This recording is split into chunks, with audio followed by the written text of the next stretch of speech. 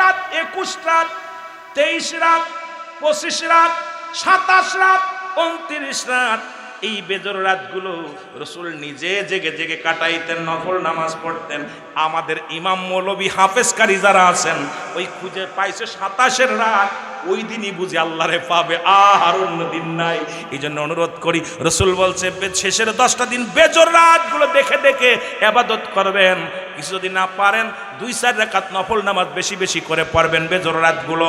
কারণ 21 রাত্রে আল্লাহর দরবারে লাইলাতুল কদর খুঁজবেন, 23 রাত্রে লাইলাতুল কদর খুঁজবেন মুসলমান, 25 রাত্রে লাইলাতুল কদর খুঁজবেন, 27 রাত্রে লাইলাতুল কদর খুঁজবেন, 29 রাত্রে লাইলাতুল কদর খুঁজবেন। নবী বলছে সাহাবীরা রে তোমরা বেজর রাতগুলো দেখে দেখে বেশি বেশি আল্লাহর দরবারে কানবা, বেশি বেশি রব্বে কারিমের দরবারে প্রার্থনা করবা, নফল বন্দেগী করবা, কোরআন তেলাওয়াত করবা, আল্লাহ জিকির করবা, নবীর দুরূদ পড়বা। একটু 2 রাকাত 4 রাকাত বেশি বেশি করে পড়বেন। আল্লাহ ওই রাতটা যদি কপালে হয়ে যায়, ও মুসলমান, তাহলে তো কপাল খুলে গেল। জোরে জোরে চিল্লায়া বলা যাবে না মারহাবা। আমাদের দেশে একটা বিপদের মধ্যে আছি, মুসল্লিরা যদি তারাবি পড়তে না পারে, রোজা রাখে না। তারাবি এবং রোজার মধ্যে কোনো সম্পর্ক নাই। রোজা রাখতে হবে মুসলমান, রোজা রাখা ফরজ, তারাবি পড়া সুন্নাত। এখন এই সুন্নাত যদি সেরেসা ছুটে যায়, অনেকেই বুকার দলেরা তারাবি পড়তে পারে না বলে রোজা রাখেন না। তবে রাসূল পাক সাল্লাল্লাহু আলাইহি সাল্লাম বলেছে, উম্মতিরা রে, আমি নবী নিজেই এবং সাহাবীরা সারা দিন ভরে রোজা রাখতেন আর রাত ভরে তারাবি পড়তেন, সারা রাত নামাজের মধ্যে কাটিয়ে দিতেন। বন্ধুরা আমার, তাহলে তারাবি পড়তে হবে, এটা নফল, এটা সুন্নাত। এই সুন্নাত আদায় করলে আপনি নেকি বিশাল, এই তারাবি পড়লে সওয়াব হবে, গুনাহ মাফ হবে, আল্লাহর দরবারে ক্ষমা চাওয়া যাবে। এই জন্য তারাবিটার গুরুত্ব জন্য দিছে। তবে রোজাটা হলো ফরজ, তারাবি হলো সুন্নাত। এই ভুলটা করবেন না কেউ, এই ভুলটা করলে বিপদগামী হয়ে যাবেন। অনেকেই দেখে তারাবির সঙ্গে রোজার মিলায়, ওই তারাবি পড়তে পারি নাই, রোজা রাখবো না। ও বুকার দলেরা, এটা হবে না, এটা হবে না। কারণ আপনি এই সুন্নাত নফল থেকে একটু দূরে থাকলেন, তবে ফরজ খবরদার ছাড়া যাবে না, ছাড়তে পারবেন না। তারাবি নামাজ আদায় করবেন, জোরে জোরে চিল্লায়া বলা যাবে না মারহাবা। এ মুসলমান গভীর মনোযোগ। 4 নাম্বার হলো ইফতার করা, ইফতারের সময় মতো ইফতার করা। রসুল বলে গেছেন ইফতারটা সময় মতো। এই যে আমাদের দেশে অনেক মা বোন আছে, বিরাজ করছে তো করছে, কুলি করছে তো করছে। রসুল বলছে সেহরি করবা দেরিতে, ইফতার করবা একদম সময় মতো। যখন আযান দিবে রে মুসলমান, আযানের দোয়া পড়া হলো, মুসলমান শুনে নাও, আমাদের জন্য ওয়াজিব। এটা কিন্তু আবার গুরুত্বপূর্ণ। অনেক বোকারা আমার আর সময় মতো যত তাড়াতাড়ি, আবার আযানের আগে খায়েন না, বেলা ডুবে গেছেই মনে করে খায়েন না। কারণ নির্ধারিত যে সময়টা আছে, সময়ের মধ্যে যত ফস করে, যত তাড়াতাড়ি ইফতার করতে পারবেন, তত আপনার সুন্নাত আদায় হয়ে যাবে, রব্বে কারিম খুশি হয়ে যাবে। জোরে জোরে চিল্লায় বলেন মারহাবা। সুতরাং 4 নাম্বার হলো সময় মতো ইফতার করতে হবে মুসলমান। 5 নাম্বার হলো সেহরি শেষ ভাগে করতে হবে। রাসূল বলছে সেহরিটা শেষে করবা, সেহরি যেটা হলো এমন সময় খাইবি, এটা সুন্নাত। ওই তাড়াতাড়ি 3টের সময় খাবেন না, কারণ আযানের আগ মুহূর্তে খাবেন। যখনই সেহরি খাইটা খাওয়া পরের জন্য ফরজটা আদায় করতে পারেন। কারণ সেহরি খাওয়া যেমন সুন্নাত, ও মুসলমান শুনে নাও, কিন্তু ফজরের নামাজটা হলো ফরজ। আমাদের কপাল পুরা কিছু মুসল্লি আছে, দেখা যায় 3টার সময় উঠে খাইলো, ফজরে আযান কমিতে গেল, বুঝলো না। আরে তোর কপালটা তো পুরা, সেহরি না খাইলে রোজা হবে, সেহরি না খাইলে রোজার ক্ষতি নাই, কিন্তু সুন্নাত ছুটে যাবে। কিন্তু মুসলমান ফজরের নামাজটা ছিল ফরজ। এই জন্য রাসূল বলছে সেহরিটা যখন করবে দেরিতে করবে, কারণ একদম সময়টা নিবে বেশি বেশি করে। শেষ সময় সেহরি খাও, উত্তম সুন্নাত। জোরে জোরে চিল্লায়া বলা যাবে না মারহাবা। রাসূল পাক সাল্লাল্লাহু আলাইহি ওয়াসাল্লাম সেহরি করতেন, শেষে সেহরি করেই মসজিদের দিকে রওনা দিতেন। বিবিরান, নবীর বিবিগণ সেহরি করেই নামাজে দাঁড়ায় যেতে, আর আমরা সেহরি খেয়ে ল্যাপের তলে যাই, কম্বলের তলে যাই। জোরে বলেন ঠিক কিনা? এই জন্য সেহরিটা করতে হবে ঠিক শেষ সময়, ইফতার করতে হবে সময় মতো। দেরিতে করবেন সেহরি, ইফতার করবেন সময় মতো। আল্লাহ আমাদের বোঝার তৌফিক দান করুক। জোরে বলেন আমিন। আমার মুসলমান 6 নম্বর ইফতারের আগত সময়, ইফতারের আগ মুহূর্তে দোয়াটা করা, ওইটা বড় আল্লাহর নবী বেশি বেশি করতেন। এই দোয়াটা আল্লাহর দরবারে বেশি কবুল হয়ে যায়, কারণ আদম আলাইহিস সালাম, বাবা আদম আলাইহিস সালাম তওবা করেছিলেন আসরের পরে, আস্তাগফিরুল্লাহ রাব্বি মিন কুল্লি জামবি ওয়া আতুবু ইলাইহি লা হাওলা লা কুওয়াতা ইল্লা বিল্লাহ। বাবা আদম দোয়া করেছিলেন, আর নবীজি বলে গেছেন এই মধ্যবর্তী নামাজ হলো আসরের নামাজ। আসরের আগ মুহূর্তে বেলা ডোবার আগ পর্যন্ত সির যখন ইফতার সামনে নিয়ে কোন বান্দা যখন আল্লাহর দরবারে ফরিয়াদ করে, রব্বানা রব্বানা এ আমার আল্লাহুম্মা জিন্নি মিনান নার, আল্লাহুম্মা জিন্নি মিনান নার, আল্লাহর কাছে জাহান্নাম থেকে পানা চাইবে।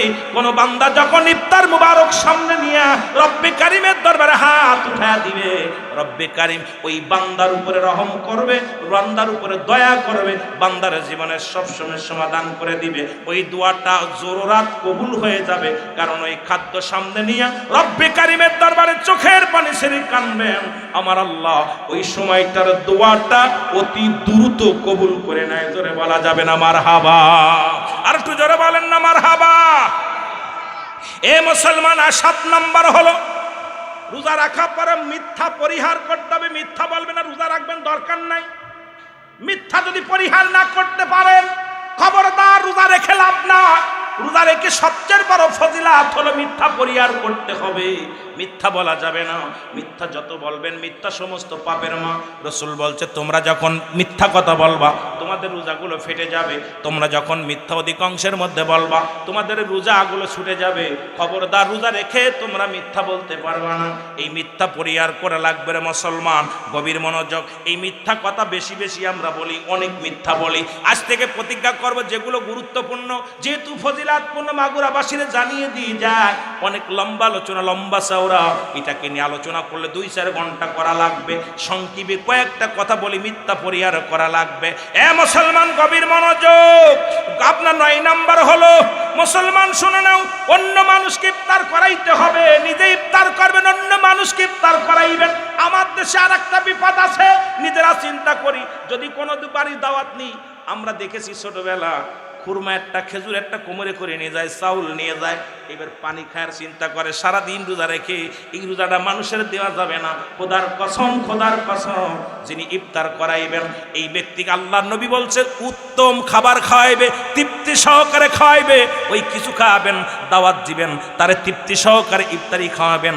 খাওয়ানোর পর ওই ব্যক্তির সারাদিন রোজা রেখে যে ফায়দা হাসিল করেছিল, এক চুল ফায়দা তার কমানো হবে না। ওই সমপরিমাণ সব আল্লাহ রাব্বুল আলামিন যিনি ইফতারি করাইবেন তার আমলনামায় দান করবে। জোরে বলা যাবে না মারহাবা? রাসূল বলছে উত্তম খাবারগুলো গ্রহণ করবেন, উত্তম দাওয়াত দিয়া সুন্দর সুস্বাদু খাবার খাওয়াবেন। যখন ব্যক্তি যত খুশি হবে তত আল্লাহর দরবারে সে খুশি তৃপ্তি পাবে, মনে শান্তি পাবে, আত্মা থেকে দোয়া আসবে। সুতরাং আমার বাবারা, আমার বন্ধুরা, আমার এই ভুলটা করা যাবে না। যখন মানুষ ইফতার নিজেরা করবেন, অন্যকে করাইবেন, বেশি বেশি ইফতার করাইবেন। যারে পাবেন তারে ইফতার করার জন্য চেষ্টা করবেন। খালি নিজে খাওয়ার জন্য বসে থাকবেন না, নিজে খাবেন, অন্যরে খাওয়ানোর চেষ্টা করবেন।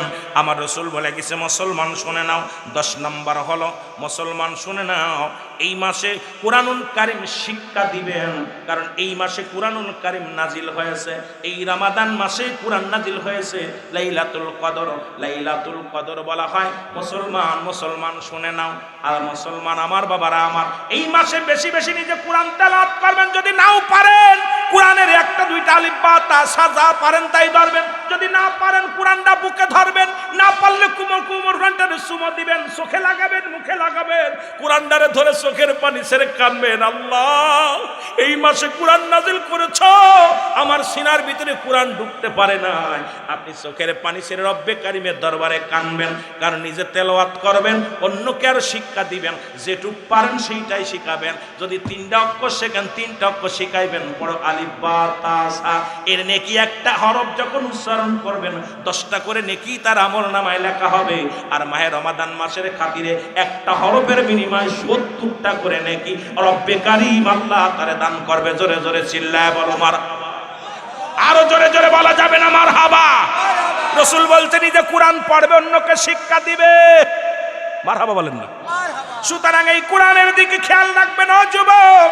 11 নম্বর হলো মুসলমান দান সদকা বেশি বেশি করবেন। যে ফজিলাতগুলো খেয়াল করবেন। দান সদকা বেশি বেশি করা লাগবে। রাসূল বলছে তুমি যে পরিমাণ পারো, যদি নাও পারো কিছু না কিছু দান করার জন্য তোমার চাইতে যে নিঃস্ব তারে দান করো। দেখা যায় একজন চাউল কিনতে পারে না, ডাউল কিনতে পারে না, একটু ইফতারি কিনে দিলেন, 10 টাকার ছোলা কিনে দিলেন, 10টা টাকার কিছু কিনে দিলেন, কারণ তো আপনার সাধ্য মতো, আপনার কাছে তো বলতেছেন আপনি বড় একটা গরু দেন, বড় 10,000 টাকা দেন, যেটুকু পারবেন। নবী বলছে তোমরা বেশি বেশি দান সদকা করবা। এই মাসটা যত দান করবা অন্য মাসে হাজার হাজার করলে যে পরিমাণ সওয়াব হতো, এই পরিমাণ তার কিঞ্চিত করলে ওই পরিমাণের চাইতে বেশি সওয়াব হতো। জোরে জোরে চিল্লায় বলো মারহাবা। আর একটু জোরে জোরে চিল্লায় বলো আল্লাহু আকবার। এ মুসলমান 12 নাম্বার হলো মিসাক করবেন। মিসাক এখন আমাদের দেশে আর একটা ভুল আছে, দেখা যায় মিসাক করলে কয় তো রোজা ছুটে গেছে, ওরে একদম পাগলের গোষ্ঠী। শোন, রাসূল বলছে তোমরা যখন বেশি বেশি করে মিসাক করবা, বিরাস নয়, গুল ব্যবহার করবা না, পেস্ট ব্যবহার করবা না, কারণ জয়তুনের ডাল বা যে গাছের গন্ধযুক্ত নয়, গন্ধমুক্ত যে গাছের দুর্গন্ধেতে রোজার ক্ষতি হতে পারে, এই জিনিসটা ব্যবহার করা যাবে না। যে জিনিসটার মধ্যে গন্ধ নাই এমন কোন মিসাকটা রাসূল বলছে বেশি বেশি করে মিসাক করতে। 5 ওয়াক্ত নামাজে মিসাক করবেন, প্রয়োজনে 2টা ডলা দিয়ে পকেটে রেখে দিবেন। অনেকে কয় মিসাক করলে রোজা ভেঙে যাবে। আরে গাদার দলেরা শোনেন, আমার নবীজি বলছে, কারণ আমার নবীর কথার উপর দিয়ে আমরা বেশিমাত বাড়ি করা যাবে না। রাসূল বলছে তোমরা বেশি বেশি মিসাক করবা, কারণ আমরা কই মিসাক আল্লাহ রাব্বুল আমিনের দরবারে রোজাদারের এই ঘিরানটা, দুর্গন্ধটা মেশক আম্বারের সেই তো মজা, কিন্তু নামাজ পড়তে গেলে সামনে যখন কয় সুবহান রাব্বিল আলা, ও নাক ধরে কয় ফলা। ঠিক এত দুর্গন্ধ, ও নাক ধরে ফনিল আলা কইবে না, কিটা কইব, কইলে শেষ হইতে পারলি পালাতে পারি।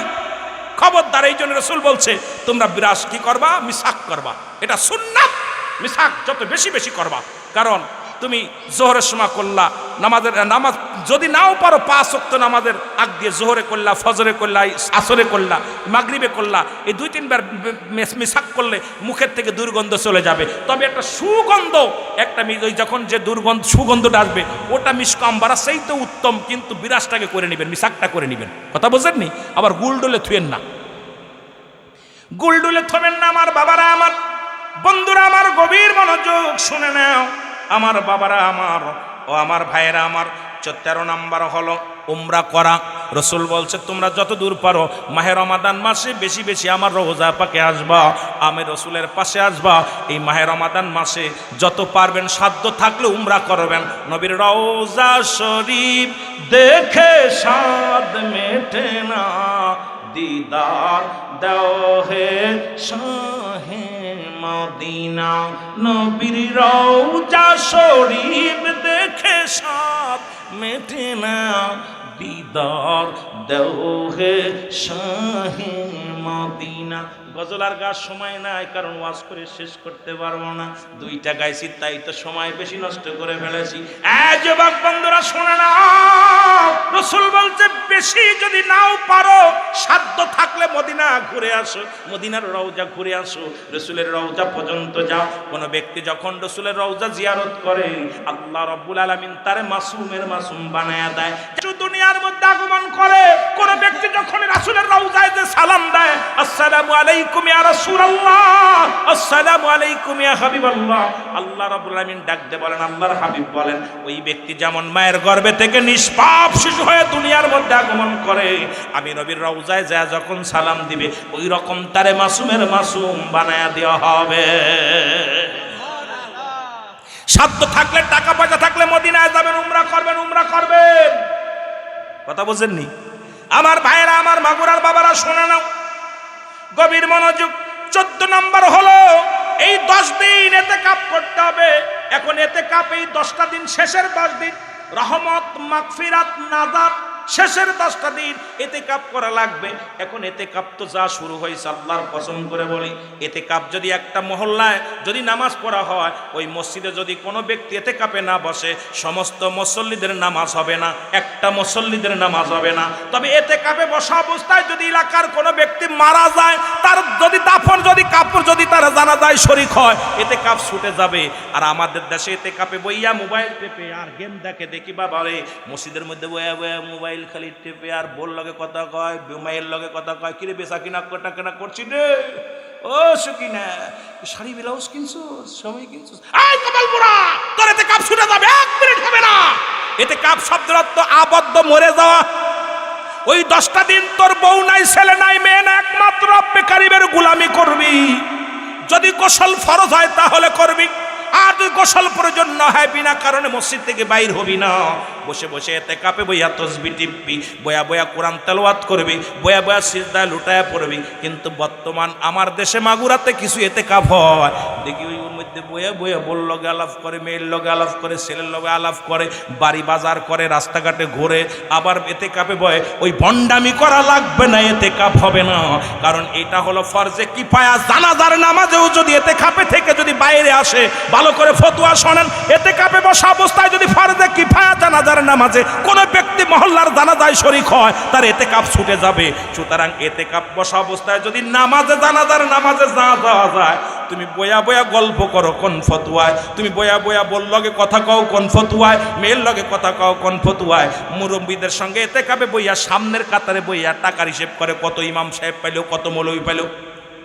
ওর গাঁট দরবারে দেন মসজিদ থেকে, গাঁট দরবারে করে দিবেন মসজিদ থেকে। এতেকাপে বসা অবস্থায় কি ডাকি করলো দুনিয়া চিন্তা না। আজানটা পড়বে, এক পাশে বসে যদি পারে ওখানেই বসে নামাজটা পড়বে। যদি দেখা যায় কাতার সংকট হয়ে গেছে, যেহেতু কাতার পুড়তেছে না, এই কারণে তখন এতেকাপ ওনার আবদ্ধ জায়গা থেকে, একটা নির্দিষ্ট জায়গা থেকে উনি উঠে যে দাঁড়াইতে পারবে নামাজে। নামাজটা ফরজ নামাজ, সালাম ফিরে যায়, একটা সেকেন্ড বসতে পারবে না, উনি আবার ওনার জায়গায় চলে আসবে।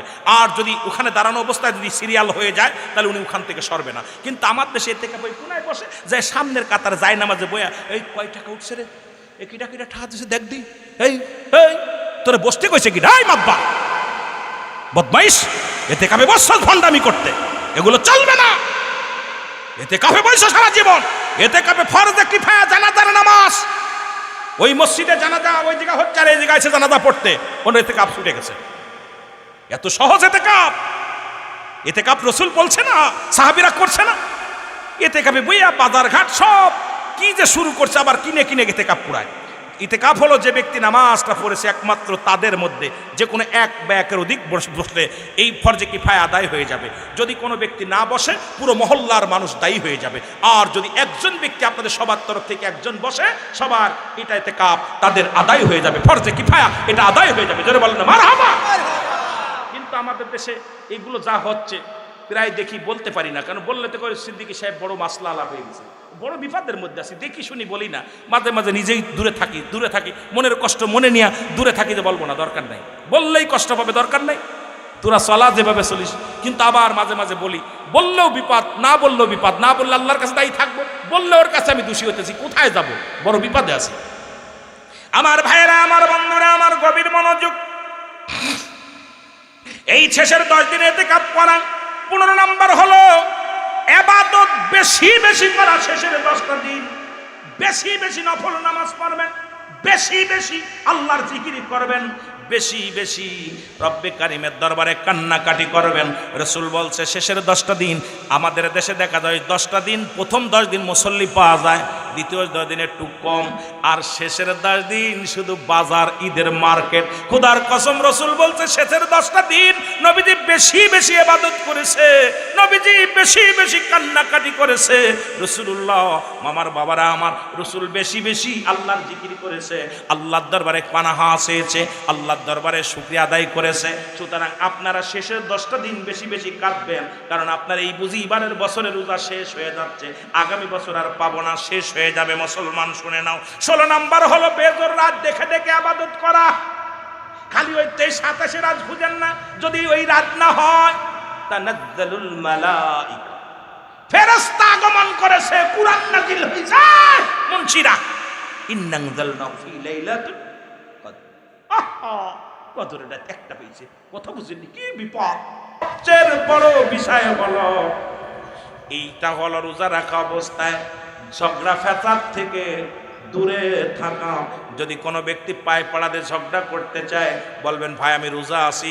যদি কেউ গালি দেয় বলেন ভাই রোজা আছি। একটা চর মারছে খেয়ে চলে আসেন, খবরদার প্রতিবাদ করবেন না, প্রতিবাদ করবেন না। কারণ রাসূল বলছে তুমি একটা কথাই বলবা মায়ে রমাদান মাসে কেউ তোমাকে গালি দিছে আর সঙ্গে সঙ্গে তুমি একটা উত্তর দিবে আমি রোজা আছি, আর প্রয়োজন নাই। কারণ এর পরেও যদি তোমাকে কোই ব্যক্তি কষ্ট দেয়, কোন রকম তোমার উপরে দুর্ব্যবহার করে, আল্লাহ রাব্বুল ইয়াউমুল কিয়ামতের ময়দানে তাদেরকে এত বেইজ্জতি করবে। কারণ রোজাদারের সঙ্গে তার খারাপ ব্যবহারের করার কারণে, রোজাদারের সঙ্গে দুর্ব্যবহার করার কারণে রব্বে কারীম তার ভালোবাসা থেকে তারে ছিটকে ফেলে দিবে।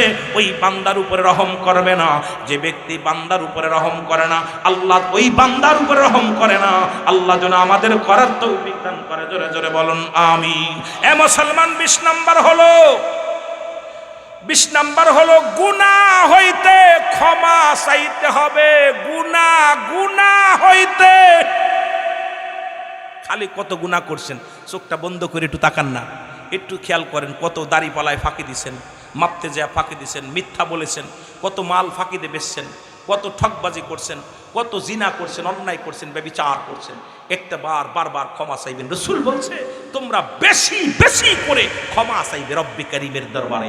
আমার বাবারা আমার, এইবার দরকার ছিল বর্জন এবং করণীয়, এই দুইটা নিয়ে আলোচনার দরকার ছিল। রোজা রেখে কি কি বর্জন করতে হবে, রোজা রেখে কি কি করণীয় হবে, এইটা নিয়ে আলোচনা করতে গেলে আরো 1 ঘন্টার প্রয়োজন। তবে আপনাদের ফজিলাত, এই 20টা ফজিলাত বর্ণনা করলাম, রাত বেশি হয়ে গেছে, আর আগাবো না আলোচনা। তবে বাজানেরা আমাদের বর্জনের করতে হবে যেগুলো, সবচেয়ে এক কথা হলো, এক কথায় বুঝাইয়া দেয়া যায়, রোজা রাখা অবস্থায় সমস্ত খারাপ কাজ, সমস্ত ফায়সা কাজ, সমস্ত দুনিয়ার মধ্যে সমস্ত পরিহার করে রব্বে কারীমকে সন্তুষ্ট রাখতে হবে। এটাই হলো রোজার একমাত্র পবিত্রতা হওয়ার উত্তম পন্থা। সবাই সদা সর্বদাই চেষ্টা করবেন এই মাহে রমাদানের জনপবিত্রতা। উহুদের যুদ্ধ, যেখানে রাসূল পাক সাল্লাল্লাহু আলাইহি ওয়াসাল্লাম ডাক দিলেন, যে যুদ্ধে নবীর 70 জন সাহাবী শাহাদাতের পেয়ালা পান করেছেন, যারা মক্কা মদিনায় গেছেন। এখনো উহুদের ময়দানে 70 জন সাহাবীর লাশ, 70 জন সাহাবীর লাশ উহুদের ময়দানে তাদের লাশগুলো দাফন করা আছে। 70 জন সাহাবীর মাজার সেখানে আছে, 70 জন সাহাবীদের রওজা সেখানে আছে।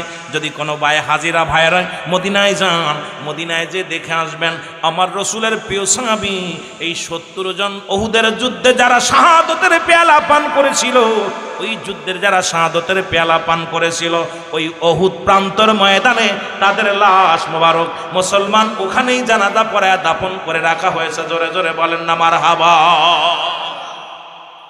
রাসূল পাক সাল্লাল্লাহু আলাইহি সাল্লাম বলেন সাহাবীরা রে, উহুদের যুদ্ধে যেতে হবে, একটু মহব্বতের সঙ্গে দুরূদ শরীফ পড়ুন। আল্লাহুম্মা সাল্লি আলা সাইয়্যিদিনা,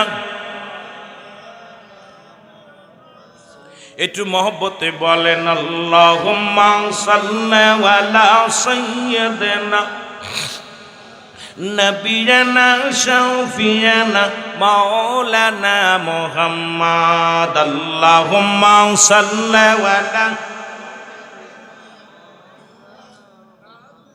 নবিয়ানা শাফিয়ানা নবিয়ানা শাফিয়ানা মাওলানা। উড়ে যাও রে রাতের হাওয়া, যাও রে উড়ে মদিনায়, উড়ে যাও রে রাতের হাওয়া, যাও রে উড়ে মদিনায়। এ গোলামের সালাম খানি, এই গোলামের সালাম খানি পৌঁছাই দিও রওয়া যায়। আল্লাহুম্মা সাল্লি আলা নবিয়ানা শাফিয়ানা নবিয়ানা শাফিয়ানা মাওলানা মুহাম্মদ। আল্লাহুম্মা সাল্লু আলাইহি ওয়া সাল্লিমু তাসলিমা, সাল্লু আলাইহি ওয়া সাল্লিমু তাসলিমা। পাক কালামের ঘোষণা, সাল্লু আলাইহি ওয়া সাল্লিমু তাসলিমা। পাক কালামের ঘোষণা, নবীর উপর পড়েন দুরূদ, নবীর উপর পড়েন দুরূদ। আল্লাহ পাকের ঘোষণা, আল্লাহুম্মা সাল্লি আলা কোনো দুরুদি পড়তে পারে না, কেমনে হলো? বলো আল্লাহুম্মা সাল্লি আলা সাইয়্যিদিনা।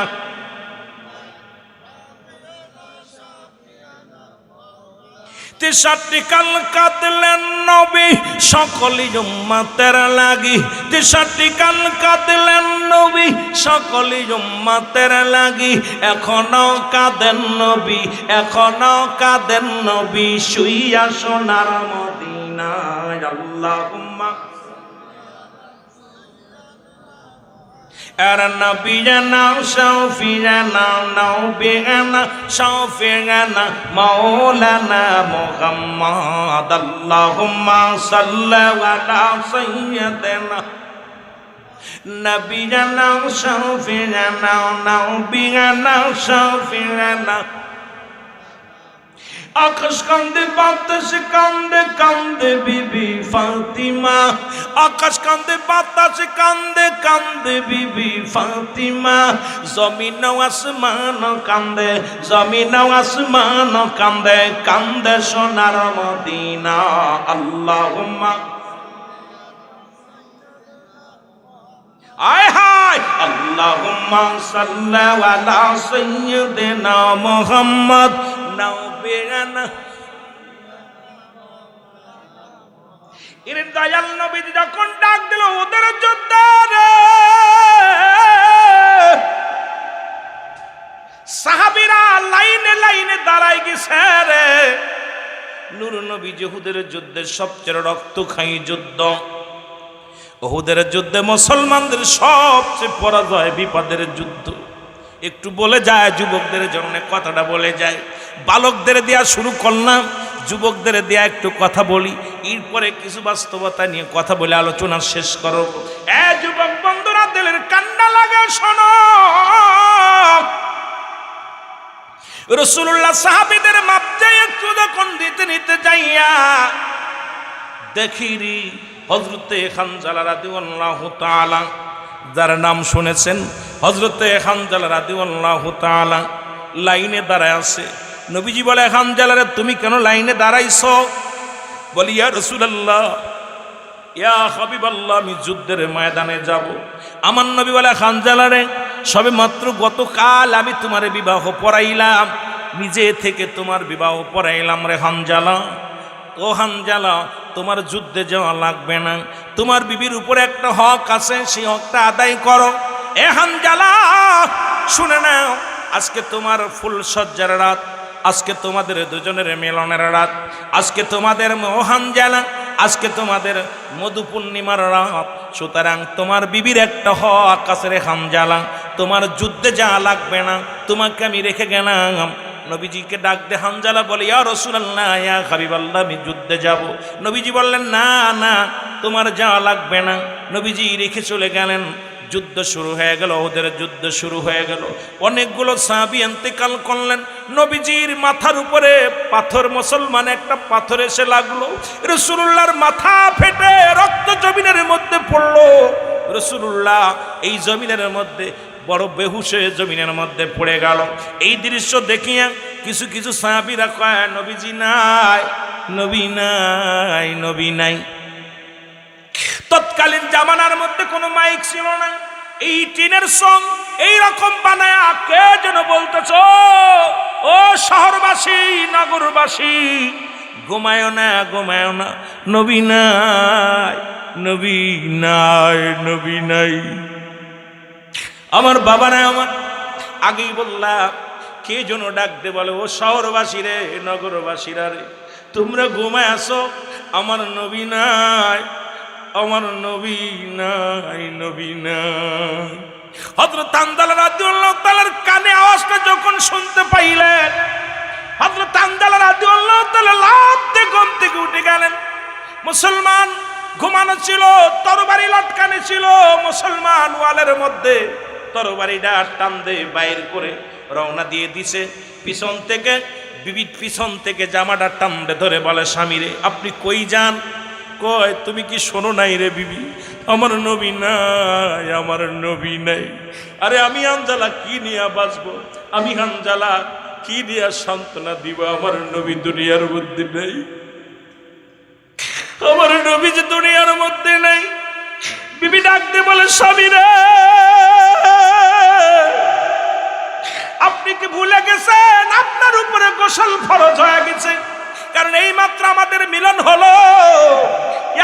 আমার স্বামী, আপনি জানেন না যারা যুদ্ধের ময়দানে যে শাহাদাতের পেয়ালা পান করে শহীদের কোনো গোসল করানো হয় না, সুতরাং আপনার উপরে গোসল ফরজ হয়ে গেছে। আমার স্বামী, দয়া করে একটু দাঁড়ান, আমি কূপ থেকে, পাশের কূপ থেকে পানি এনে দিই, এই পানি দিয়ে আপনি গোসল করে তারপরে যুদ্ধের ময়দানে যাবেন। না জানি আপনি যুদ্ধের ময়দানে যাইয়া নবীর প্রেমে জীবনটা দিয়ে দিবেন। আপনার উপরে তো গোসল ফরজ হয়ে গেছে রে স্বামী, আমি কেমনে আপনারা ছাড়ি? বিবির কথা শুনে ডাক দে হানজালার বিবি ডাক দে বলে, বিবি রে, আরে আমার নবী যদি না থাকে কিসের গোসল? আরে নবী যদি না থাকে রে বিবি, কিসের ফরজ গোসল? তুমি আমারে বাধা দিও না। তুমি কি শুনতে পাও নাই? নবী নাই, নবী নাই, নবী নাই। আমি সইতে পারি না, আমি দুঃখ কষ্ট সইতে পারি না রে বিবি, তুমি আমারে বাধা দিও না। বলে রওনা হয়ে গেলেন, যুদ্ধের ময়দানে চলে গেলেন। অনেকগুলো বাতিলের সঙ্গে জিহাদ করে হযরত হামজালা রাদিয়াল্লাহু তাআলা উনিও শাহাদাতের পেয়ালা পান করলেন, দুনিয়া থেকে বিদায় হয়ে গেলেন। আমার ভাইরা, আমার বন্ধুরা, আমার হযরত হামজালা রাদিয়াল্লাহু তাআলা শাহাদাতের পেয়ালা পান করলেন। ওদিক ওই যুদ্ধে এত বড় ভয়ঙ্কর যুদ্ধ লিখে নিবেন বাবারা আমার, শুনে নিবেন ভালো করে। রাসূলের চাচা আমিরে হামজা ওই যুদ্ধে নিহত হয়েছিলেন। এমন ভাবে রাসূলের চাচা আমিরে হামজাকে হত্যা করেছিলেন ওহাসি নামে এক মুসলমান একজন ব্যক্তি। উনি সর্বশেষে কালেমার মালা পড়ে মুসলমান হয়েছিলেন। যখন ওহাসি রাসূলের সামনে আসতেন, নবীজি বলতো, ওহাসি রে, তুমি আমার সামনে আসবা না, কারণ আমার আমির হামজা আমার চাচার, ওই চাচার দেহখানা দেখে আমি নবী সইতে পারি না। না জানি আমি ক্ষিপ্ত হয়ে তোমাকে আক্রমণ করি, তুমি আমার সামনে আসবা না। যতদিন ওয়াসি নবীজির যত জীবন দশায় নবীজির সামনে ওয়াসি আসতেন না। এই মুসলমান আমির হামজাকে কেমনে হত্যা করেছিল? তাকে হত্যা করার পর তার ঠোঁট দুটো কেটে নিয়েছিল, হযরত আমির হামজার নাকটা কেটে নিয়েছিল, হযরত আমির হামজার কান দুটি কেটে নিয়েছিল, হযরত আমির হামজার চোখ দুটো তুলে নিয়েছিল, হাত দুটি কেটে ফেলেছিল, পা দুটি কেটে ফেলেছিল। হযরতে আমির হামজার শুধু সবচেয়ে পৃথিবীর ইতিহাসে জঘন্যতম কাজ হয়েছিল, সেটা আবুল আহাবের বিবি। আবুল আহাবের বিবি নাম হলো হিন্দা। মুসলমান লিখে নেন ভালো করে। এই হিন্দা আসিয়া আবু জেহেলের বিবি আসিয়া তার বুকটা ফাড়িয়া মুসলমান কলিজাটা বাইর করিয়া তাজা কলিজা সাবিয়ে সাবিয়ে খেয়েছিল। রাসূল যখন আমির হামজার দেহখানা সামনে আনা হলো, একেতে নবীজি আক্রান্ত, নবীজি আহত হয়েছে, নবীর গা দিয়ে রক্ত ঝরে, নবীজির মাথা ফেটে গেছে, রক্ত ঝরে। ওদিকে আমির হামজার দেহখানা মোবারক দেখে আমার নবী সইতে পারে না। আমার নবী ডাকতে বলে, আমার সাহাবীরা রে, মানুষ এমন নিষ্ঠুর হতে পারে? আমার চাচার কলিজাটা পর্যন্ত বুকটা ফাড়িয়া কলিজাটা বাহির করিয়া সাবায় খেয়েছিল। আমার বাবারা, আমার মৃত্যুর পরে নাক কান কেটে দেওয়া হয়েছিল। আমির হামজার বডিখানা নিয়ে রসুলের পাক চোখের পানি জর করে ছেড়ে দিয়েছিল আর কেঁদেছিল, আল্লাহ আল্লাহ, তুমি কি দেখাইলা, তুমি কি দেখাইলা? এই যুদ্ধে মুসলমান গভীর মনোযোগ, লম্বা আলোচনা, দূরে যাওয়া যাবে না। আমি আপনাদেরকে বোঝানোর জন্য, যুবকদের জন্য কথাটা বলে যাই। এবার মুসলমান যুদ্ধ শেষ হয়ে গেল, মুসলমান পরাজয় হয়ে গেল। এই উহুদের যুদ্ধে মুসলমান লোভ করেছিল গনিমলের না, এই মালের লোভ করার কারণে, নেতার হুকুম না মানার কারণে তাদের এই মুসলমান এই পরিণত হয়েছিল। বাবারা আমার, গভীর মনোযোগ। যুবক শুনে নাও, রাসূলুল্লাহ যুদ্ধ শেষ হওয়ার পর নবীজি বললেন, তোমরা সাহাবীদের লাশগুলো নিয়ে আসো, শহীদের লাশগুলো নিয়ে আসো। লাশ আনা হলো, একে একে একে আনতে আনতে 70 জনের লাশ আনলেন। কয়জন? 70 জন সাহাবীদের দেহ মুবারক আনলেন। আমার নবীজি এক একটা দেহ মুবারক দেখে আর চোখের পানিগুলো সেরে সেরে কাঁদে। আমার রাসূল যখন সাহাবীদের লাশগুলো দেখে নবীজির মুখটা বেঁচে যায়। আমার নবীজির রব্বে কারীমের দরবারে বান্দার বলে রব্বি কারীম, ওর তোর তো যে জীবন আল্লাহ আমার সাহাবীর জীবন দিয়া গেল। আমার আল্লাহ, মুসলমানেরা আমার, বন্ধুরা আমার, সাহাবীদের লাশ যখন আনা হলো, নবীজি বললেন সাহাবীদের লাশ এখনই দাফন কি হবে? জানাজা হবে। রাসূলুল্লাহ জানাজা পড়াবে। এই জানাজা রাসূলুল্লাহ ওই উহুদের যুদ্ধে 70 বার নবীজি জানাজা পড়েছে, একবার নয়, দুবার নয়। আর হযরত আমির হামজার জানাজা 70 বার করেছে। কারণ যতগুলো দেহ মুবারক এক একটা শহীদের লাশ আনে, পাশে আমির হামজার লাশ রাখা হয়।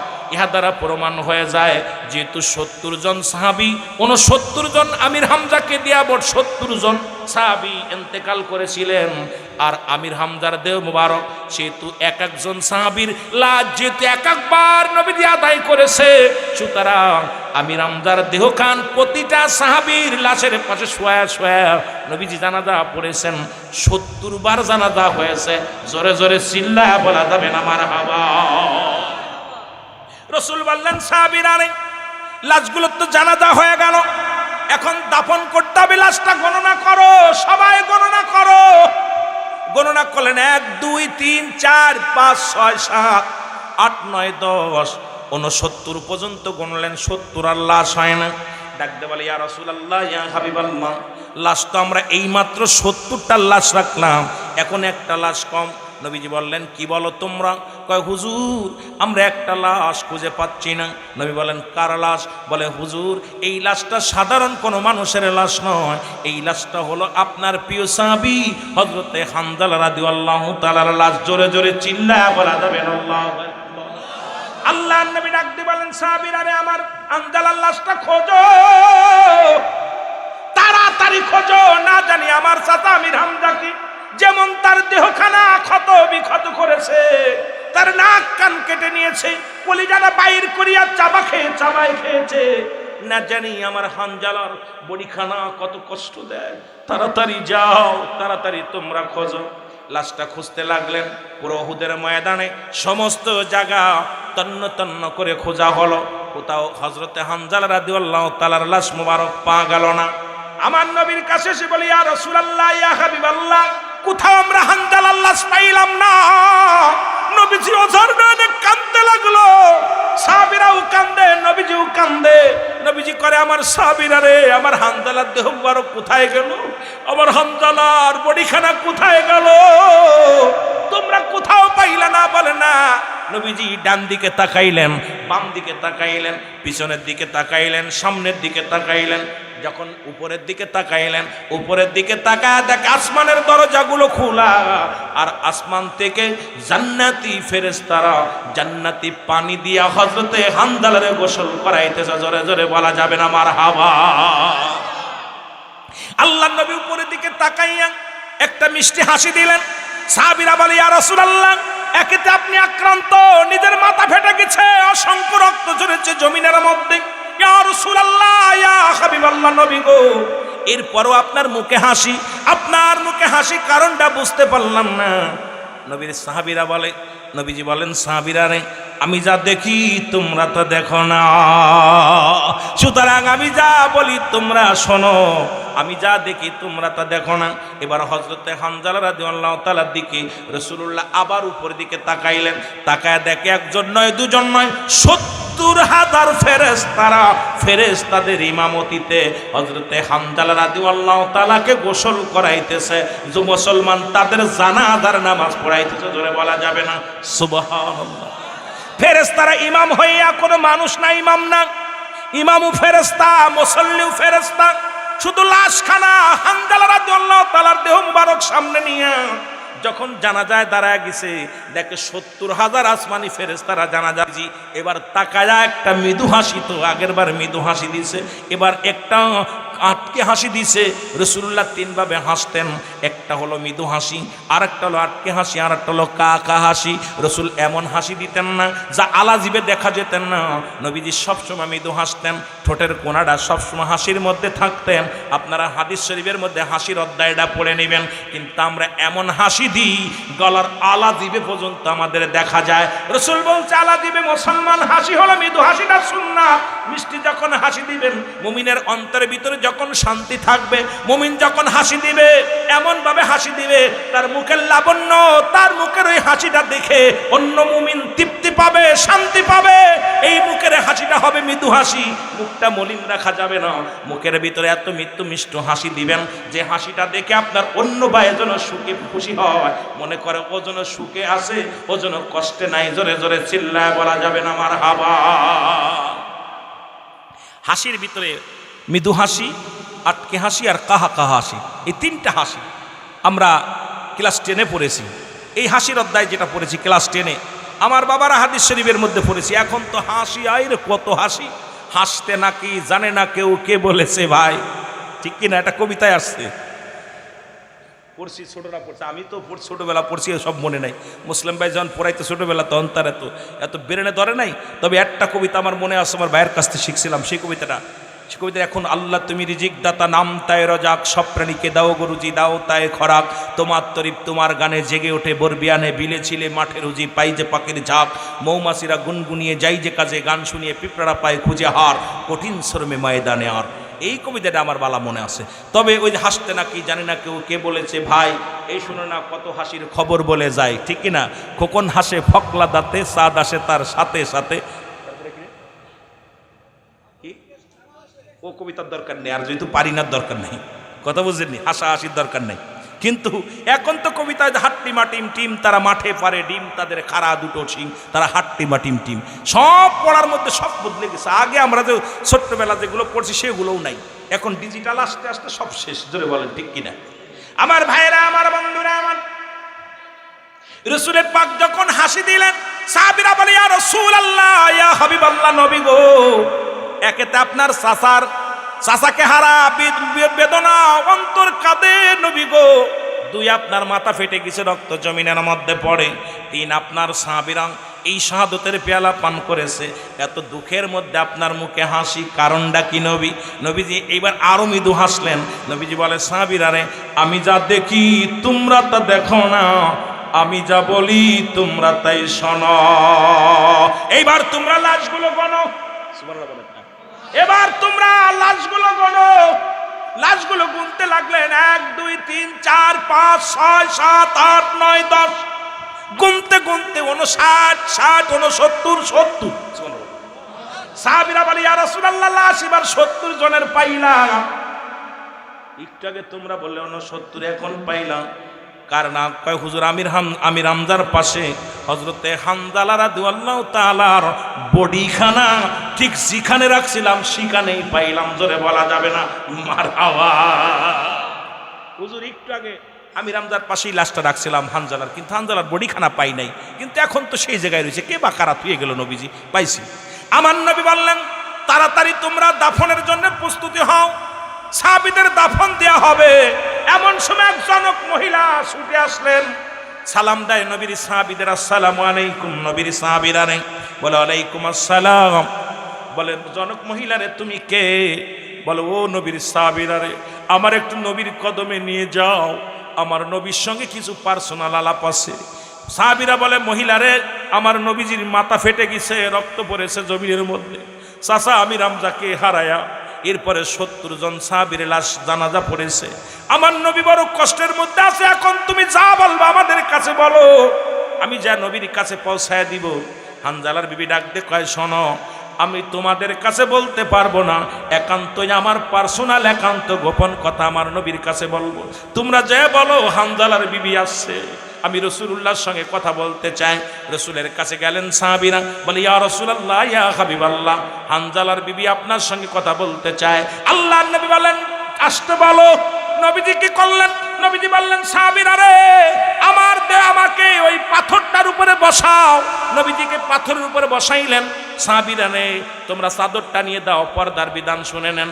আজকে আমাদের দেশে তো পর্দা নাই, রাসূল বললেন পর্দাটা নিয়ে দাও, চাদরটা বিছানা টানায়া দিলেন। হানজালার বিবি আসলেন, এই পর্দার এপাশে বসলেন, নবীজি ওপাশে বসে গেলেন। দুজনের কেউ কাউকে দেখতেছে না, পর্দার মধ্যে কথা হচ্ছে। হানজালার বিবি বলে আসসালামু আলাইকুম ইয়া রাসূলুল্লাহ, আসসালামু আলাইকুম ইয়া হাবিবাল্লাহ, আসসালামু আলাইকুম ইয়া রাহমাতাল লিল আলামিন। আমার নবী বলে হানজালা বিবিরে তুমি কি বলতে চাও? বলে ইয়া রাসূলুল্লাহ আপনাকে আমি একান্ত গোপনে বলতেছি, সব সাহাবীরে দাফন করান, কিন্তু আমার স্বামীরে দাফন করায়েন না। আল্লাহর নবী বলে কি বলতে চাও? হানজালা বিবি বলে ইয়া রাসূলুল্লাহ ইয়া হাবিবাল্লাহ, সবেমাত্র গত রাত্রে আমার বিবির স্বামীর সঙ্গে আমাদের দুজনের মিলন হয়, সুতরাং আমার স্বামীর উপরে গোসল ফরজ ছিল।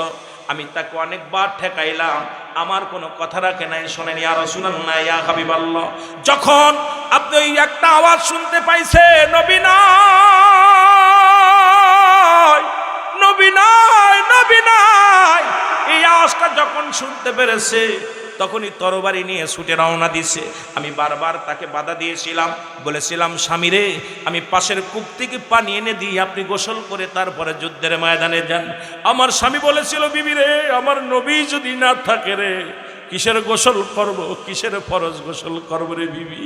ও বিবি, আমার নবীর প্রেম, আমার নবীর ভালোবাসা আমার অন্তর খুঁড়ে খায় রে বিবি, আমারে বাধা দিও না। এই বলিয়া আমার স্বামী চলে আসে, ইয়া রাসূলুল্লাহ ইয়া হাবিবাল্লাহ, এখন তো শাহাদাতের পেয়ালা পান করেছে, সুতরাং আমার স্বামীরে গোসল করা না করায়া তাকে দাফন দিবেন না, আমার স্বামীর উপরে গোসল ফরজ। আমার নবী বললেন হানজালার বিবি রে, তুমি কি তোমার স্বামীরে দেখছো? বলে ইয়া রাসূলুল্লাহ দেখি নাই। বলে যাও তোমার স্বামীরে দেখো। এবার হানজালার বিবি চলে গেলেন স্বামীর কাছে, যা যখন মুখটা খুললেন, মুখটি খুলিয়া যখন স্বামীর মুখটা যখন বিবি দেখলেন, দেখে রে হযরতে হানজালা রাদিয়াল্লাহু তাআলার মাথার চুলগুলো বেবে পুরো কাফনের কাপড়গুলো ভিজে গেছে, আর এখনো পর্যন্ত মাথার চুল বেয়ে টপ টপ করে পানি পড়ে। জোরে বলেন না সুবহানাল্লাহ। হানজালার বিবি দেখেন এইবার গায়ের মধ্যে যত পশম, সমস্ত পশমের গুঁড়া ভিজা, অন্য সাহাবীদের লাশ শুকনা রক্তে ভিজা, কিন্তু হানজালার দেহ মুবারক, এ যুবক, হযরত হানজালার পুরো কাপড়ের কাপড়টা পানি দিয়ে ভিজানো, পুরো মুসলমান মাথা ভিজা, গায়ের পশমগুলো ভিজা। একটা দড়ি চলে আসলেন, বলে ইয়া রাসূলুল্লাহ ইয়া হাবিবাল্লাহ আমি কি দেখলাম? নবী বলে তুমি কি দেখছো? বলে ইয়া রাসূলুল্লাহ ইয়া হাবিবাল্লাহ, আমার স্বামীর উপরে তো গোসল ফরজ ছিল, কিন্তু আমি যা দেখি আমার স্বামীর মাথার চুলগুলো বেবে এখনো পানি জমিনের মধ্যে পড়ে। ইয়া রাসূলুল্লাহ গায়ের পশমগুলো এখনো ভিজা আছে। আমার নবীজি চোখের পানি মুছে ফেলতে বলে বিবিরে চোখের পানি মুছে ফেলো। হানজালার বিবি, তোমার স্বামী এত বড় ধন্য, নবীর প্রেমের মালা গলায় পড়ার কারণে তোমার স্বামীর এত দাম, তোমার স্বামীর এত মর্যাদা, জান্নাতি ফেরেশতা দিয়া জান্নাত থেকে পানি নিয়া তোমার স্বামীরে জান্নাতের ফেরেশতারা, আল্লাহর ফেরেশতারা একান্তভাবেই তারে গোসল করায় দিছে। জোরে বলা যাবে না সুবহানাল্লাহ। শুধু তাই নয়, গোসল করাই নাই শুধু, আজকে এই 70 জন সাহাবীদের কারোর জানাজায় ফেরেশতা আসে নাই, একমাত্র হানজালা রাদিয়াল্লাহু তাআলার জানাজা আসমানে নিয়ে 70,000 ফেরেশতা দিয়া রব্বে কারীম তার আমার এই প্রিয় সাহাবীর জানাজার নামাজ পড়ায়া দিছে। হানজালা বিবি বলে ইয়া রাসূলুল্লাহ ইয়া হাবিবাল্লাহ, আপনি আমার জন্য একটু দোয়া করেন, রব্বে কারীমের কাছে দয়া ভিক্ষা চান, আমি যেন আমার জীবনটা কাটিয়ে দিতে পারি আমার স্বামীর স্মৃতি নিয়ে, আর কিয়ামতের ময়দানে যেন আমি আমার ওই শহীদের স্বামী, শহীদ স্বামীর পরিচয় নিয়ে যেন আল্লাহর দরবারে উঠতে পারি। আল্লাহর দরবারে যা বললাম আমি শহীদের বিবি ছিলাম, আমি হানজালার বিবি, রব্বে কারীম ওদিন কিয়ামতের ময়দানে যেন আমাদের স্বামী স্ত্রী দুজনেই যেন একই জান্নাতে ঠিকানা হয়। আল্লাহ তো বলেন মুমিনদের জন্য আমি রেখে দিলাম, আল্লাহ বলেন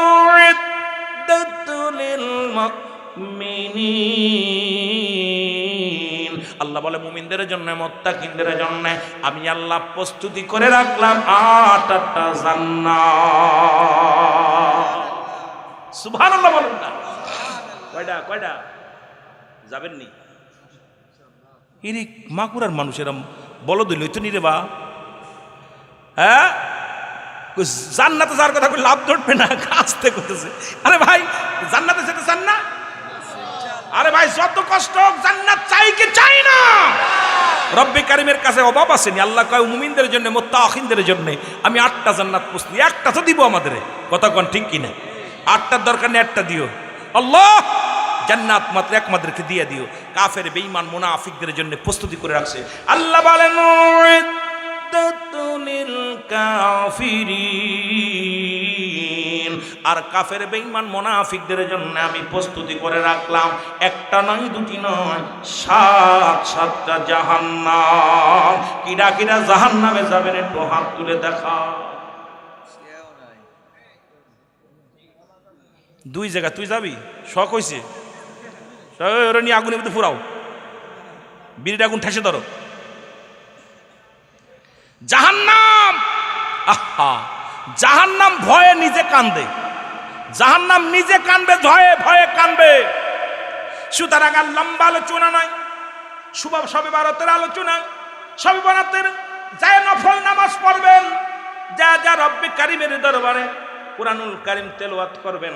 রব্বে কারিমের দরবারে আদম দোয়া করেছিল, রব্বানা জালামনা আনফুসানা ওয়া ইল্লাম তাগফির লানা ওয়া তারহামনা লানাকুনান্না মিনাল খাসিরিন। আদম কাল্লা আমি জালিমদের অন্তর্ভুক্ত কিছু, আমারে তুমি ক্ষমা করে দাও। আর একজন নবীও কেঁদেছিলেন, বলেন লা ইলাহা ইল্লা আনতা সুবহানাকা ইন্নী কুনতু মিনাজ জালিমিন। আল্লাহ আমি জালিমদের অন্তর্ভুক্ত, আমারে মাফ করে দাও। এই লাইলাতুল বরাতের রাত্রে উঠে বলবেন, আল্লাহ আমাদেরকে মাফ করে দাও, আমাদেরকে ক্ষমা করে দাও। মানুষের একদম নাকাট্টুম আল্লাহ রাব্বুল আমিন আজকে অসংখ্য ফেরেশতা পাঠিয়ে দেয়।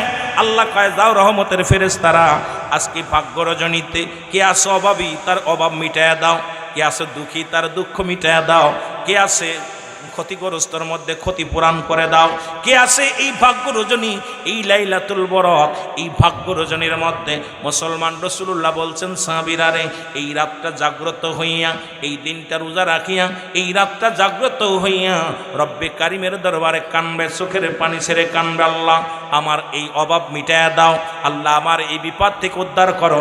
রব্বে কারিমের কাছে চাইতে দেরি, রব্বে কারিম দিতে দেরি নয়। কারণ এই দুনিয়ার মধ্যে রব্বে কারিমের দরবারে যত চাবেন ততই পাবেন। হাকা যা হাকা যা হাকা যা, অনেক অনেক কম নয়। আপনারা আমার কাছে 20 টাকা চাইলে 10 টাকা দিবেন, কিন্তু রব্বে কারিমের কাছে যত চাবেন ততই পাবেন। কারণ রব্বে কারিমের দরবারে অভাব নাই, অভাব নাই। জোরে বলেন মারহাবা। একটু মহব্বতের সঙ্গে দুরূদ শরীফ পড়েন, আল্লাহুম্মা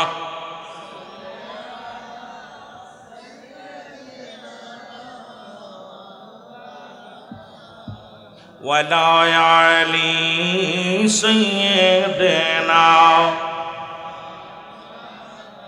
মুসলমান গভীর মনোযোগ। সুতরাং সামনে আসতেছে মাহে রমাদান মাস, কয়েকটা ফজিলাতপূর্ণ কথাগুলো বলে যায়, খুব খেয়াল করবেন। এই ফজিলাত হলো মাহে রমাদান মাসের 20টা ফজিলাত। কয়টা? 20টা ফজিলাত, যেগুলো কোরআন হাদিস দ্বারা প্রমাণিত হয়, যেটা আপনাদের আমার আপনার সকলের জন্য প্রয়োজনীয়।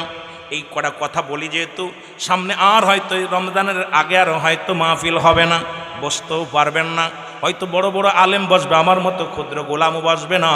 আমাদের জানার কোনো শেষ নাই, মানার অভাব। যদি বলেন ঠিক কিনা? জানতে জানি সবাই, কিন্তু মানতে রাজি নয়। 20টা ফজিলাত, 1 নাম্বার ফজিলাত হলো রমাদান মাসে রাসূল যেটা করছেন সেটা হলো রমাদানের রোজা রাখতে হবে, চাঁদ দেখা। জোরে জোরে চিল্লায় বলেন মারহাবা। 1 নাম্বার হলো কি দেখা? জোরে বলেন কি দেখা? চাঁদ দেখা। 1 নম্বরে চাঁদ দেখে রোজা রাখতে হবে। নবীজি বলছে সাহাবীরা রে, আগে চাঁদ দেখবা, রমজানের চাঁদ দেখা হলো উত্তম, এটা দেখতে হবে, এটা আমাদের জন্য করণীয়। মুসলমান শুনে নেন আমার বাবারা আমার, এক নাম্বার হলো এই রমাদান মাসে চাঁদ দেখতে হবে। জোরে জোরে চিল্লায় বলেন মারহাবা। কি দেখা? চাঁদ দেখতে হবে মুসলমান, চাঁদ দেখে রোজা রাখতে হবে, চাঁদ দেখে রোজা ভাঙতে হবে। কিন্তু তারপরে আমাদের দেশের আগে দেখছি আমরা মুরব্বীদের, আমার মা আমার বাবা বলতো বাবা দেখ চাঁদ উঠছেনি, দাদারা বলতো চাঁদ উঠছেনি। আমরা যুবকেরা নদীর ধারে যাইতাম, ফাঁকা মাঠে যা চাঁদ দেখার জন্য অপেক্ষা করতাম। আর এখন অপেক্ষা আছি কখন মিডিয়া বলবে চাঁদ দেখা গেছে রোজা রাখিস। চেষ্টাও করি না। রসুল বলছে চাঁদ দেখে রোজা রাখতে, চাঁদ দেখে রোজা ছাড়তে। ভালো করে শোন, দেখার জন্য চেষ্টা করবেন। যদি না দেখা যায়, যদি কোনো, যেহেতু হেলাল কমিটি আছে, হেলাল কমিটি চাঁদ দেখা, কথা বুঝেননি, কমিটি আছে, এই কমিটি যদি বলে যেহেতু তাকে রোজা রাখা জায়েজ যাবে, কিন্তু উত্তম হলো রোজার চাঁদ দেখে রোজা রাখা। মারহাবা বলেন না। এক নাম্বার হলো রোজার চাঁদ দেখতে হবে, চাঁদ দেখে রোজা রাখা। দুই নাম্বার হলো মুসলমান শুনে নাও, এ মুসলমান, দুই নাম্বার হলো রোজা রাখা। যখনই চাঁদ দেখছেন প্রতিটা সাবালক সাবাল্লিকার উপরে রোজা ফরজ। মুসলমান শুনে নেন, এ নাবালক নাবালিকার উপরে রোজা ফরজ নয়। ফরজ রোজাটা হলো একমাত্র সাবালক সাবাল্লিকার উপরে যেটা ফরজ। ও মুসলমান শুনে নাও, পরবর্তী উম্মাতের জন্য যেটা ফরজ ছিল এটা আমাদের জন্য ফরজ করেছে, শুধু আপনার আমার জন্য নয়, কারণ পরবর্তী উম্মাতেরাও এই রোজা পালন করেছে। মুসলমান শুনে নেন, জোরে বলেন ঠিক কিনা। কি পালন করছে? রোজা। রোজা না রমাদান, এই রমজান মাসে রোজা রাখছে, জোরে বলেন ঠিক কিনা। আরো জোরে জোরে চিল্লায় বলেন আল্লাহু আকবার। এ আমার মুসলমান বন্ধুরা আমার শুনে